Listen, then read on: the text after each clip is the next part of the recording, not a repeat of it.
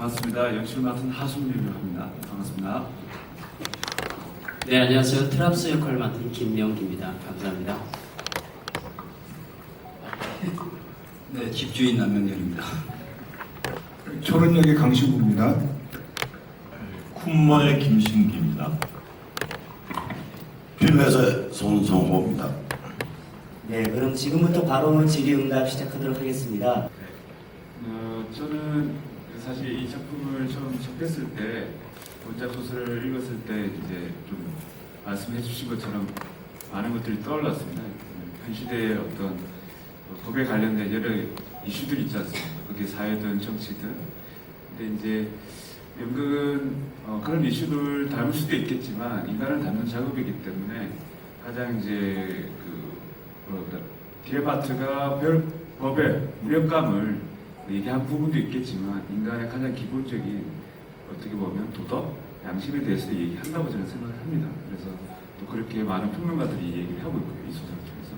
그래서 저는 이 시대의 양심, 그다음에 조금 제가 좀 더 해석한 거는 이 양심을 전혀 생각하고 있지 않은 이 사회 자체가 어떻게 보면 삶을 살고 있는 게 가치 없음 여기까지도 좀 밀고 가보자 했습니다. 그래서 원작이 가지고 있는 양심에 대해서 지금 시대의 양심으로 같이 얘기해보고 싶었고 그걸 좀 더 확대 해석해서 인간의 지금 가치는 무엇인가, 양심을 생각하지 않고 있는 현 시대에 우리는 무엇을 가치로 두고 있는 것인가까지 좀 질문을 해보고자 했습니다.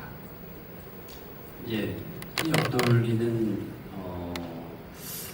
연출님께서 그 선언에 대해서 이래 했으면 좋겠다라는 기본적인 어떤 디렉션이 있으면 그걸 이제 배우는 수행을 해야 되는데 제가 그냥 뭐 이것저것 하다 보니까 개인적으로 어렸을 때 아크로바틱도 배웠었고 그런 것들을 이제 재밌을 것 같아서 그렇게 표현을 하게 됐고요. 사실은 아직 그 마지막 장면이 다 정리가 안 됐습니다. 오늘도 조금 어제보다 바뀐 게 있고 그리고 이제 이 시간이 지나서 연출이랑 좀 더 얘기를 해봐야 될 텐데 근데 선생님께서 인상 깊게 봐주셨다고 하니까 기분이 좋네요. 감사합니다.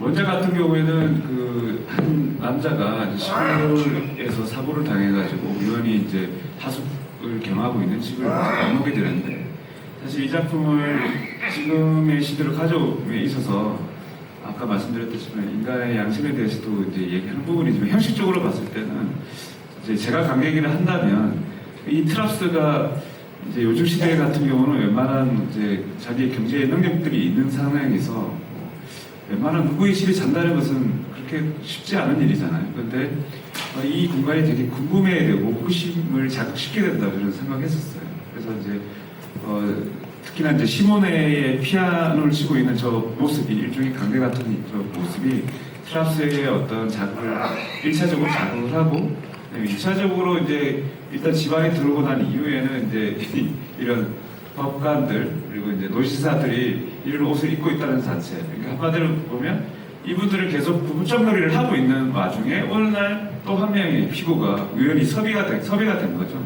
근데 이런 놀이를 함에 있어서 그냥 무료하게 그냥 일상복을 하고 있지 않다고 저는 생각이 들었어요. 이게 각자의 엄청난 재미이기 때문에 같이 의상을 맞추지 않았을까 이런 걸 좀 해석을 해봤었고요. 뭐 장치 같은 경우도 마지막 케이크 같은 내려온 같은 경우도 필렛은 대사 중에 사형이 집행된 적이 단 한 번도 없고 있는 상황에서 모의 법정이지만 오늘 드디어 이제 트랍스 때문에 사형을 이제 선고되는 날이기 때문에 항상 저게 언제 내려올 것인가 기대하고 있었는데 오늘 드디어 마침 내리는 어떤 적인데 어떤 이런 이벤트 같은 것들이 이 놀이들을 더 재밌게 하고 있지 않을까 그리고 더 트랍스를 더 재밌게 하고 있지 않을까. 하지만 뒤에 가면 반전이 있지만 그런 장치로 쓰기도 했습니다. 감사합니다. 혹시 또 질문 있으신 한 포인트. 네, 관람 포인트를 만드는 사람이 관람 포인트를 얘기하는 건 좀 적절하지 않은 것 같고요.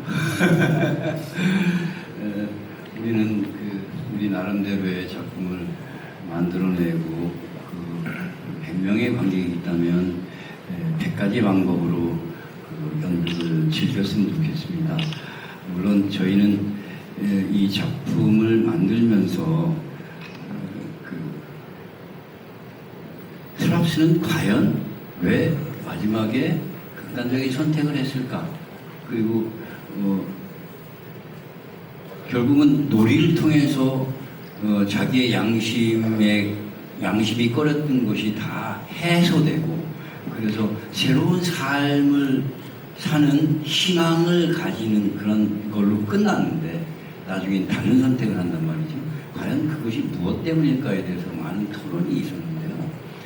결국은 우리 스스로가 평소에는 무의식적으로 했던 많은 행동들이 나중에 돌아보면 어쩌면 나의 무가치함을 느끼게 하는 일들이 아니었을까?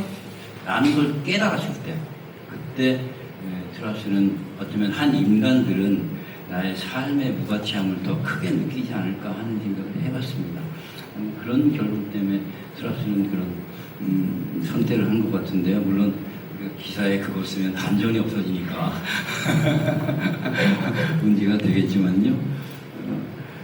그 한 인간의 삶이 무엇인가를 한번 돌아보는 시간이 됐으면 좋겠다 하는 어떤 그런 기대감은 가지고 있습니다. 일단 좀 희극적으로 만든 부분은 맞고요. 그러니까 사실 원작 자체도 코미디고 저희들은 이제 블랙 코미디로 좀 더 일종의 각색을 좀 한 부분이 있는데, 그런 지점에 있어서 각 역할마다 이제 원래 초론 같은 경우는 원래 이제 그 독일어로 분노라는 뜻이고요. 그다음에 이제 쿠머 같은 경우는 걱정이라는 뜻이고, 필렛은 덩어리, 살덩어리 같은 의미가 있고, 그다음에 시모네 같은 경우는 좀 소유럽에서나 뭐 두루두루 남성이든 여성이든 다 쓰는 흔한 이름인 거죠. 이런 지점이 있고, 이제 유일하게 집주인은 이름이 없는데, 그 지점은 제가 작품을 만들면서 좀 생각해봤을 때는 또 위에 계신 분을 약간 상징하고 있지 않나라는 생각이 듭니다. 그러니까 선배님도 말씀하셨지만 인물을 해석할 때 집주인을 잘 듣고 마지막에 이제 판결을 내리는 사람이거든요. 그런 지점에서 우리 흔히 말하는 하늘에 계신 사람하고 좀 연결되어 있다는 생각이 들고, 트랍스는 그야말로 트랩이라는 게 바로 느껴지죠. 이런 지점에서 조금 희극적으로 좀 저희들이 좀 접근을 해보고 싶은 것은, 당연히 연기적인 부분들은 선배님께서 다 해석하시고 하신 거고요. 제가 이제 재각색을 하면서 들었던 부분들은 좀 뭐라고 해야 되나, 어떤 이 시대의 풍자라기보다는 이 상황을 얼마만큼 더 즐길 수 있을까, 그런 부분에 더 집중을 한 것 같습니다. 이제 그렇게 더 집중하게 되면은 이 풍자나 아니면 지금 시대를 대변하는 것들이 더 제 경험상에서는 그게 더 크더라고요. 뭔가 우리가 지금 시대를 어떻게 정확하게 하나를 콕 집어서 대변하게 된다면 약간 그게 더 풍자가 되지 않고 정말 어두워지는 부분이 있는데, 우리 이 상황에 이 인물에 더 집중하면 여러 가지들이 함의할 수 있지 않을까라는 그런 지점은 좀 생각하고 접근을 했습니다.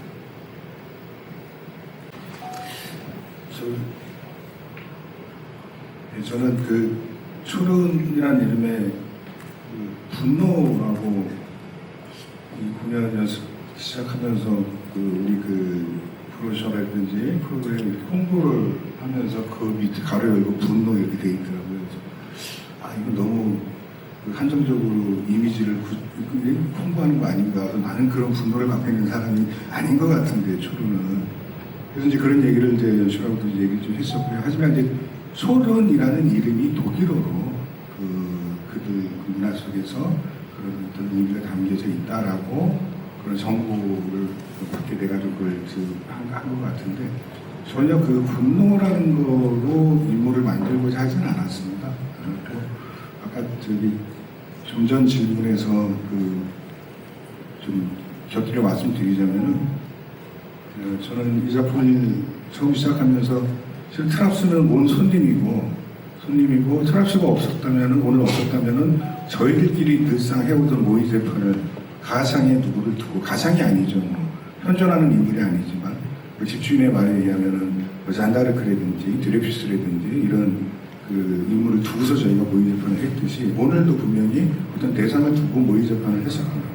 이렇듯 저희 노인들이 공직에서 유명한 법조인으로 또 정년 퇴임을 하고 20년 이상 결을 나가지고 70, 80이 넘어서 서로가 병들고 늙고 죽어가는 시간 앞에서 서로가 이런 시간을 마련해서 서로가 활력을 얻고 자기가 살아왔던 인생을 모여가지고서 실제 법정에서는 트랍스가 지은 죄가 혹은 이걸 죄로 묻을 수가 없지 않습니까?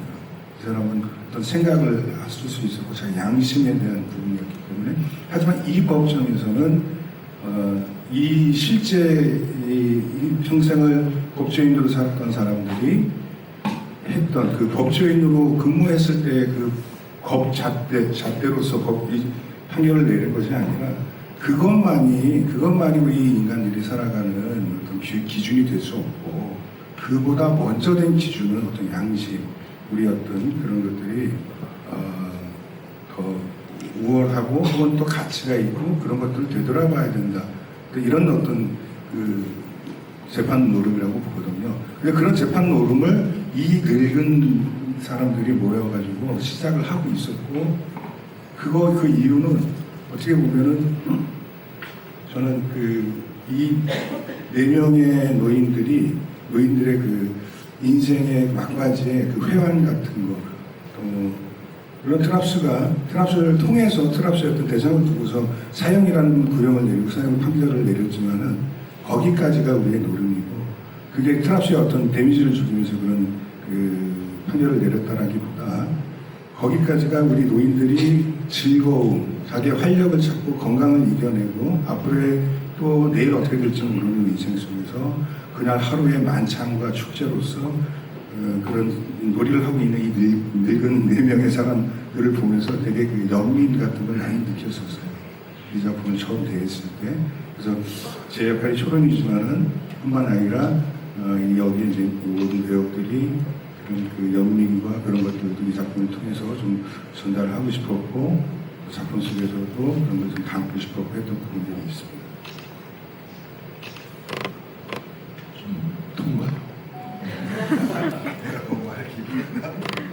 저는 뭐 덩어리라고 이렇게 뜻이 그렇게 되어 있지만 이건 그 외적인 모습이라고 저는 생각했고 습관이나 태도, 좀 풍겨지는 느낌, 이 살덩어리라는 그 하나의 외적인 표현이었고요.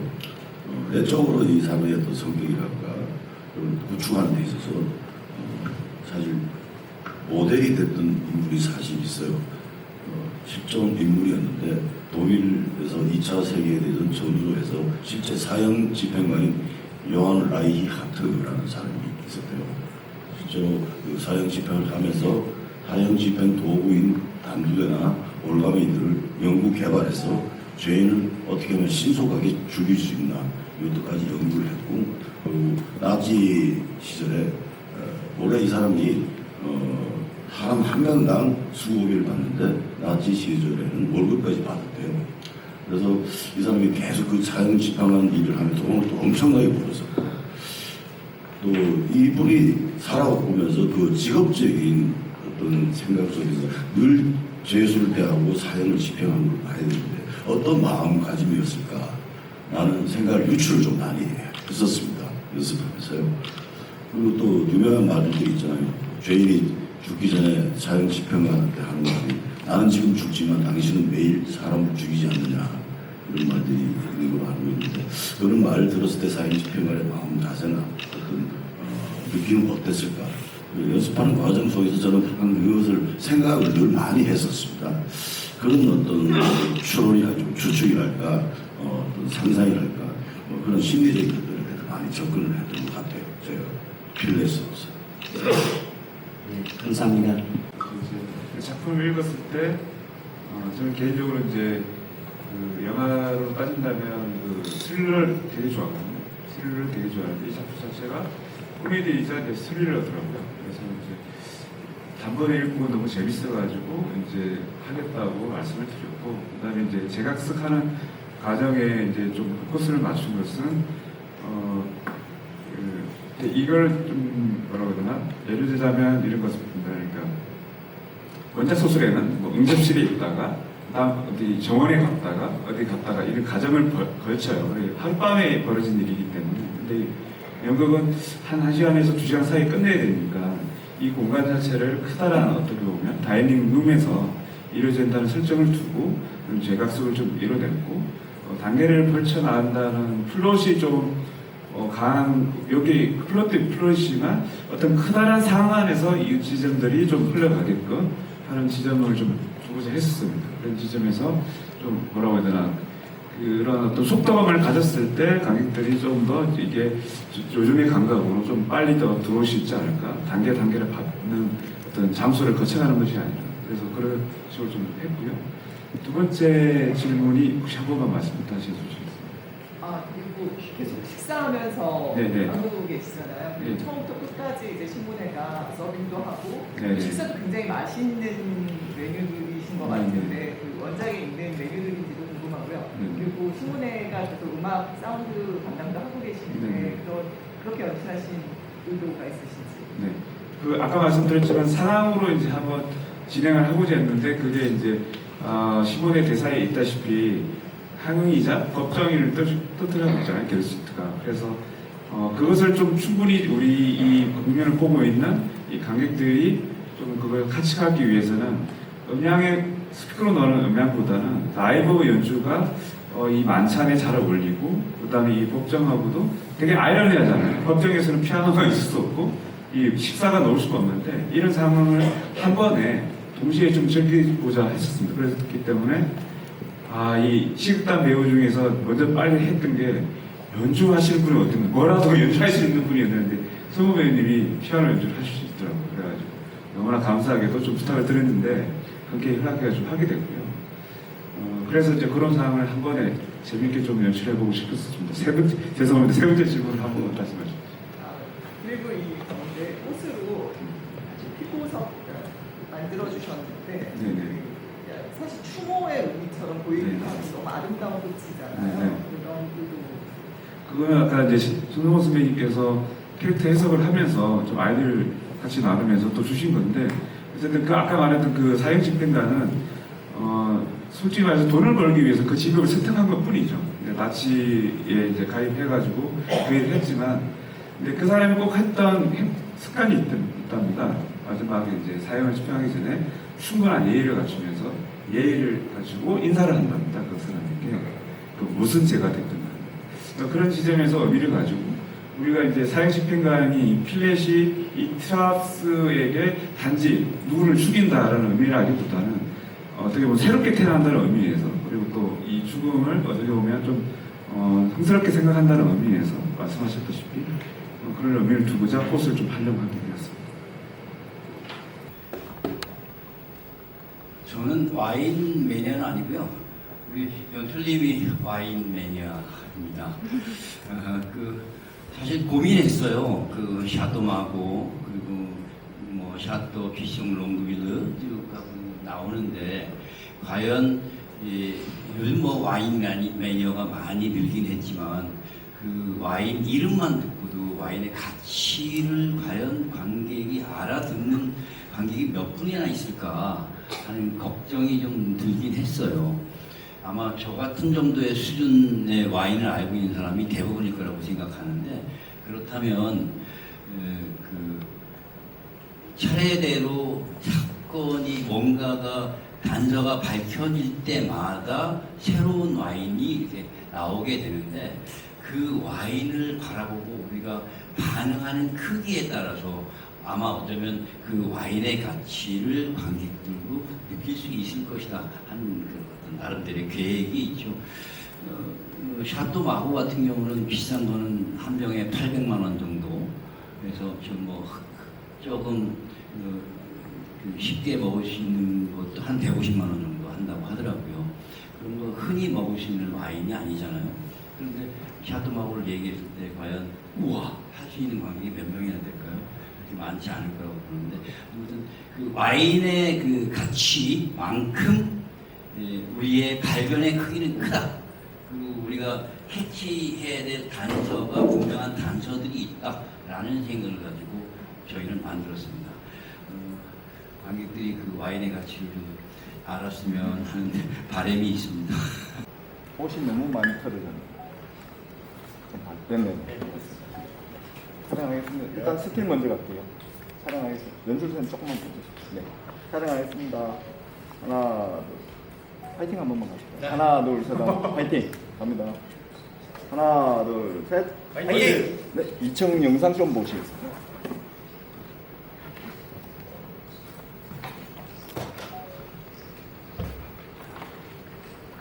다 되셨을까요?